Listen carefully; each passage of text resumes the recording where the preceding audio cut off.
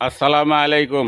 প্রিয় দর্শক শ্রোতা, আমাদের বাপ দাদারা যারা চলে গেছে তারা হয়তো এরকম মাটির সাথে মিশে গেছে, কিন্তু কাগজে তাদের নাম রয়ে গেছে, যে সিএস আরওয়ারে তাদের নাম আছে।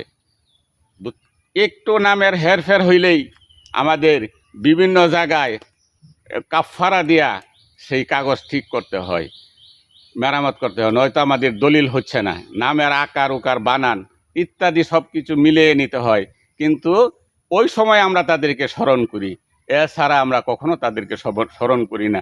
তাদের কবরের পাশে যে সূরা ফাতিহাও একবার পড়ি না। তাই ভাই, বাঙ্গাল রফিক পেজ সকলকেই স্মরণ করে দিচ্ছে যে আমাদের যারা খানদান কবরে শায়িত, যাদের সম্পদ আমরা বুক করে খাচ্ছি, তাদের জন্য আমরা দান সদকা করি, তাদের জন্য দোয়া করি। অত্যন্ত খালি টাকা হইলেই দান সদকা হচ্ছে না ভাই, আমরা যদি হাত উঠায় দোয়া করি তাইলেই তারা পাবে, এবং তারা জান্নাতে কবরে সেটা বুক করতে পারবে, কবরে শান্তি পাবে, কাল কিয়ামতের মাঠে তারা শান্তি পাবে, এবং তাদেরকে জন্য আল্লাহ তাআলা জান্নাতবাসী করে। দোয়া চেয়ে বিদায় নিচ্ছি। আসসালামু আলাইকুম।